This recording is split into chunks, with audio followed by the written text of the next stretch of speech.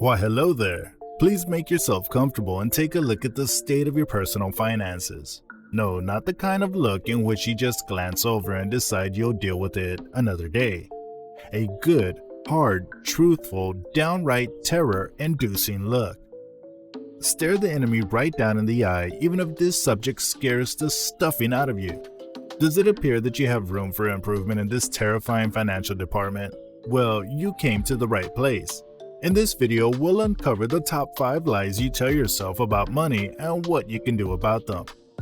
People have many different reasons for not managing their money properly. Some of these reasons are valid, but some are just plain old excuses we love to tell ourselves over and over again. Most of these excuses are born either out of too much fear or too much badly placed confidence. Let's be real, unfortunately, most of us lack even basic personal financial education. What do you know about money? As children, our relationship with money is entirely shaped by our parents. With a bit of luck, they might teach us a thing or two, but not all those who are parents are financially fluent themselves. And even if they were, money might be a taboo subject, just enough to dissuade anyone talking about it. If your life starts this way, you're already a step behind.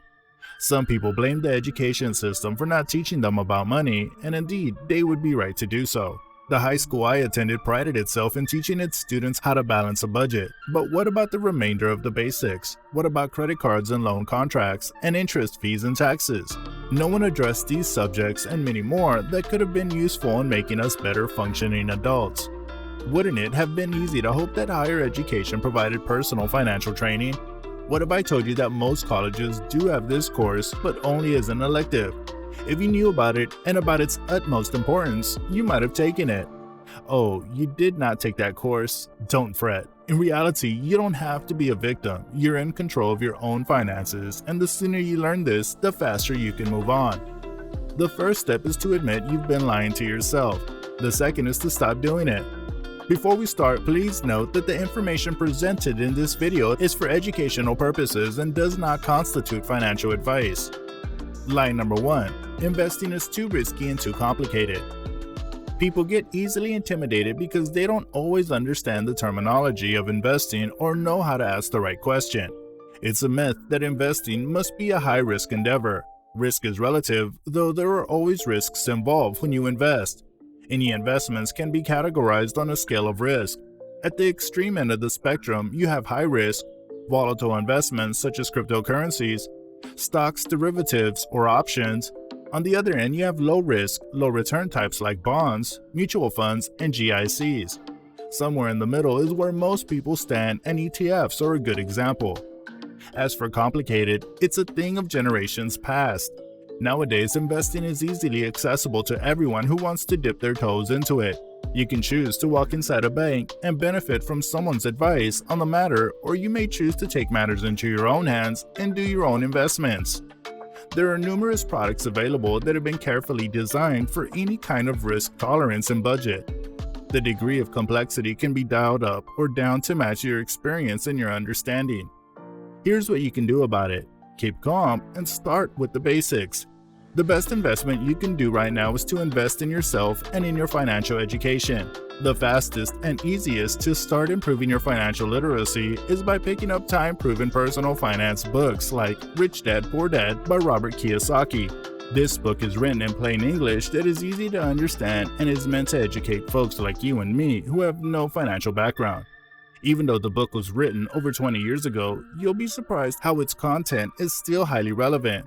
If you missed out on that fascinating college course, this book will be the personal finance crash course that will boost your financial literacy, put you in the right mindset for investing, and get you to start asking the right questions about money. Check the link in the description below for more easily approachable reading suggestions. Also, let us know in the comments section what are your favorite personal finance books. Lie number 2. Wanting to get rich is greedy, and being greedy is bad. While we can all agree that obsessing over money and being consumed by greed is bad, we can also agree that there is nothing wrong with wanting more for yourself and your loved ones. When we tell ourselves we shouldn't want more than we have, we give ourselves permission to settle for less. With this permission granted, it becomes acceptable that we're not doing anything more to improve our financial situation. Getting rich isn't just about money, it's also about living a fuller life, and that might mean different things to different people. For some, a richer life means having more time to spend with their family. For others, it means having the freedom to decide not to go to work. For others yet, sharing this richness by giving back to society and charity makes them feel fulfilled. Whatever your reasons for wanting to get rich, do not allow yourself to believe that they make a bad person out of you. Here's what you can do about it. Start thinking about what living a rich life means to you and let that inspire you to take steps to increase your wealth. Then write it down and keep it somewhere easily accessible. When we frame wanting more as a motivating factor, it makes it easier to do the work required to get you to the next financial level that you seek to attain. Do not let guilt trick you into making yourself smaller. Line number 3, there's plenty of time to save for retirement and I don't need to stress about it yet. This is one of the most common money lies young people tell themselves. Retirement can seem really far away when we're looking at 10, 20, or even 30 years down the line. It's easy to put off saving for those golden years while you're young and in your prime. After all, there is plenty of time, right? While it's very tempting to believe so, in reality, time is your best friend when it comes to saving for retirement. The earlier you start putting money aside and investing it, the more compound interest magic will work in your favor.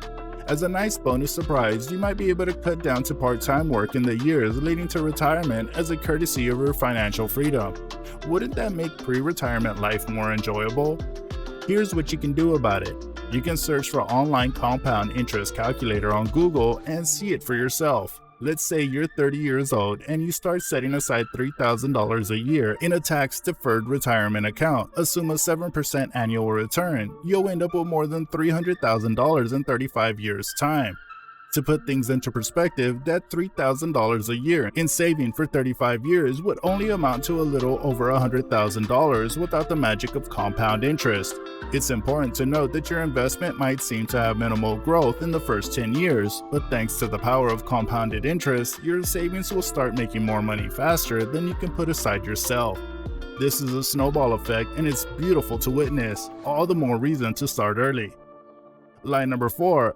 I can always depend on Social Security or Old Age Security pension to live off when I'm older. For a regular salaried employee, when we look at our paycheck, we see that the government takes out a certain percentage as a contribution toward the public pension fund. We might be thinking, the government knows what they're doing and they have our best interest at heart. I don't have to worry about putting money aside myself.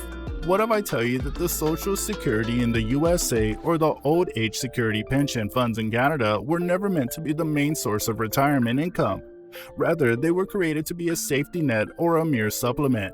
Today, the average Social Security payout for retirees in the USA and Canada is equivalent to less than a minimum wage job. While some can survive on it, there isn't much living going on. Here's what you can do about it. Consider your pension contribution from your paycheck to be a charitable donation to the government. Don't plan on depending on it because even if you do end up receiving it when you're old, it won't be enough to provide you with a solid retirement anyway. Thinking this way might seem pessimistic, but it will give you a realistic base on which you can start building your retirement. By prepping your mind this way, you assume total control of your financial future. Line number 5. I deserve to buy it even if I can't really afford it. It's easy to tell ourselves that we deserve something, whether that's because we've been working hard or because we don't treat ourselves often enough. Because we could simply kick the bucket tomorrow, YOLO, or that we could be getting a great deal during this mega sales event. Whichever excuse you find yourself using, more often than not, it's a mind trick to justify a purchase you probably don't need but really want. Here's what you can do about it. Ask yourself whether you truly need it or you just want it. Be honest with yourself and the answer will give you an idea of what you should do. Think about how you'll feel when you receive a credit card bill you can't pay back. Place the item in your virtual basket, close your application, and come back to it tomorrow after a good night's sleep. If it's an important purchase to you, save towards it until you can afford to buy it on your own terms. And here you have it, the top 5 lies you've been telling yourself about money and what you can do about them. If you stuck around for all of this, you can rest assured that you'll walk out with fresh knowledge that can be used towards building a sounder financial future. Please like, subscribe, and share.